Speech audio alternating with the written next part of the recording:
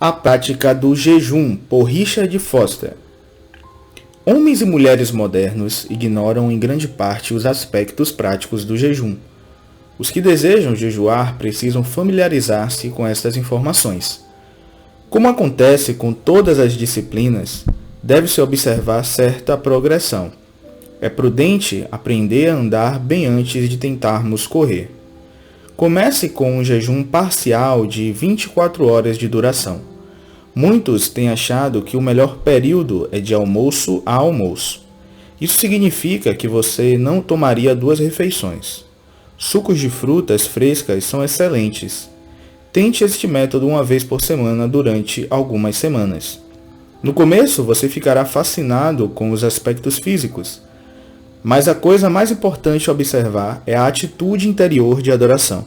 Exteriormente, você estará executando seus deveres regulares do dia, mas interiormente você estará em oração e adoração, cântico e louvor.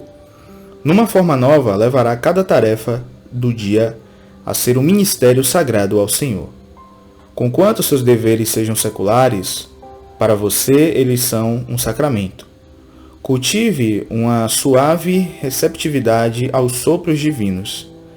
Quebre seu jejum com uma leve refeição de frutas e vegetais frescos e uma boa dose de regozijo íntimo.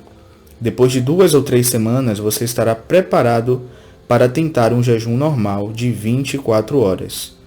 Use somente água, mas em quantidades saudáveis. Muitos acham que o melhor é água destilada. Se o gosto da água lhe desagrada, adicione uma colher de chá de suco de limão. Provavelmente você sentirá algumas dores de fome ou desconforto antes de terminar o tempo. Não se trata de fome verdadeira. Seu estômago tem sido treinado durante anos de condicionamento a dar sinais de fome em determinadas horas. Em vários aspectos, seu estômago é como uma criança mimada. E as crianças mimadas não precisam de indulgência, precisam de disciplina. Martinho Lutero disse: a carne estava habituada a resmungar horrivelmente. Você não deve ceder a este resmungo. Ignore os sinais ou diga mesmo ao seu filho mimado que se acalme e em breve tempo as dores da fome terão passado. Se não, tome um copo de água e o estômago ficará satisfeito. Você tem que ser o senhor de seu estômago e não o seu escravo. Se os deveres de família o permitirem, devote à meditação e à oração o tempo que você normalmente tomaria em alimentar-se. Desnecessário é dizer que você deveria seguir o conselho de Jesus em refrear-se de chamar a atenção para o que você está fazendo. Os únicos a saber que você jejua são os que devem sabê-lo. Se você chama a atenção para seu jejum, as pessoas ficarão impressionadas. E como disse Jesus, essa será a sua recompensa. Você, porém, jejua por galardões muito maiores e grandiosos. As palavras abaixo foram escritas por um indivíduo que, a título de experimento, dedicou-se a jejuar uma vez por semana durante 2 anos. Primeiro, achei que foi uma grande realização passar um dia inteiro sem alimento. Congratulei-me comigo mesmo pelo fato de achá-lo tão fácil. Segundo, comecei a ver que o ponto acima referido dificilmente seria o alvo do jejum. Nisto fui auxiliado para começar a sentir fome. Terceiro, comecei a relacionar o jejum de alimentos com outras áreas da minha vida nas quais eu era mais exigente. Eu não me via obrigado a conseguir lugar no ônibus para estar contente ou sentir-me refrescado no verão e aquecido quando fazia frio. Quarto, refleti mais sobre o sofrimento de Cristo e sobre o sofrimento dos que estão com fome e têm filhinhos famintos. Quinto, 6 meses após praticar a disciplina do jejum, comecei a ver porque fora sugerido um período de 2 anos. A experiência muda ao longo do caminho. A fome nos dias de jejum tornou-se aguda e mais forte a tentação de comer. Pela primeira vez eu estava usando o dia a fim de encontrar a vontade de Deus para a minha vida. Comecei a pensar sobre o significado de alguém render sua própria vida. Sexto, agora sei que a oração e o jejum estão intimamente ligados. Esta forma, contudo, ainda não está combinada em mim.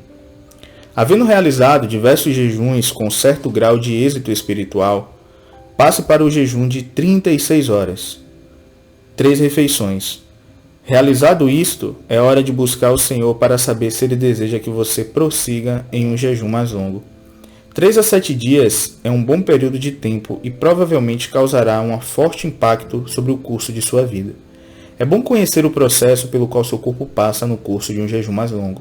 Os primeiros 3 dias são geralmente os mais difíceis em termos de desconforto físico e dores de fome. O corpo está começando a livrar-se dos seus venenos tóxicos que se acumularam durante anos de deficientes hábitos alimentares, e o processo não é nada confortável.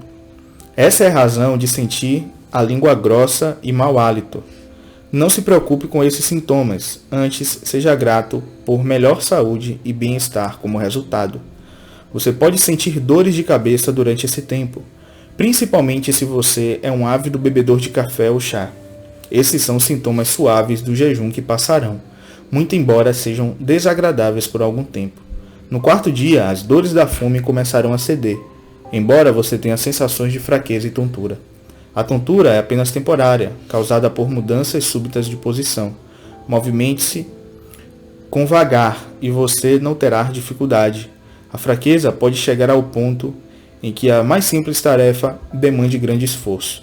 Descansar é o melhor remédio. Muitos acham que este é o mais difícil período do jejum. No 6º ou 7º dia, você começará a sentir-se mais forte e mais alerta. As dores da fome continuarão a diminuir até que o 9º ou 10º dia são apenas uma insignificante irritação. O corpo terá eliminado o grosso dos venenos tóxicos e você se sentirá bem. Seu senso de concentração estará aguçado e você achará que poderia continuar jejuando indefinitivamente. Em termos físicos, esta é a parte mais agradável do jejum.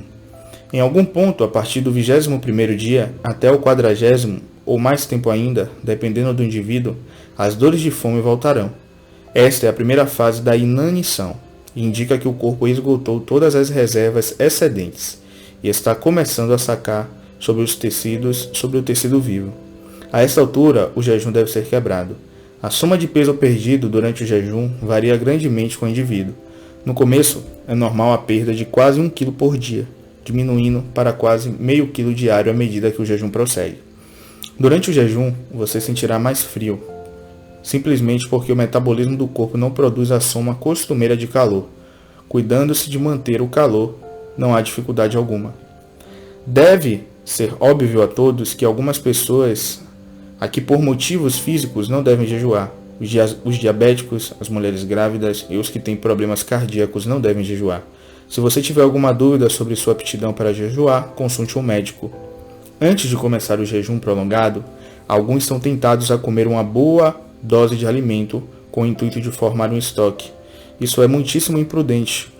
Com efeito, rejeições ligeiramente mais leves do que o normal são melhores para um dia ou 2 anteriores ao jejum. Um bom conselho é que você se abstenha de tomar café ou chá 3 dias antes de começar um jejum longo.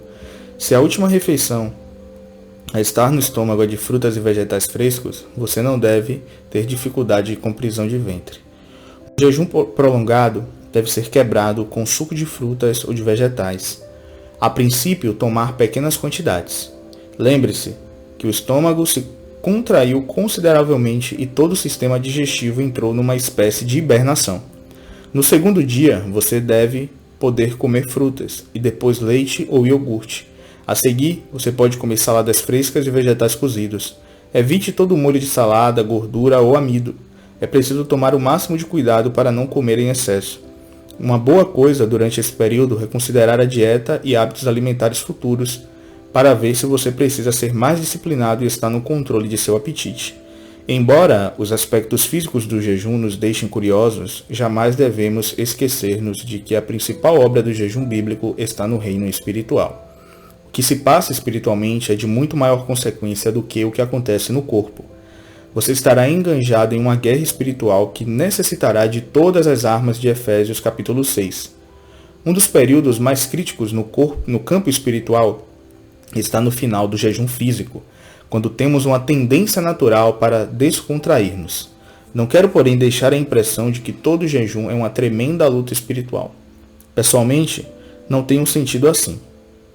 Ele é também justiça e paz, alegria no Espírito Santo, Romanos 14, versículo 17.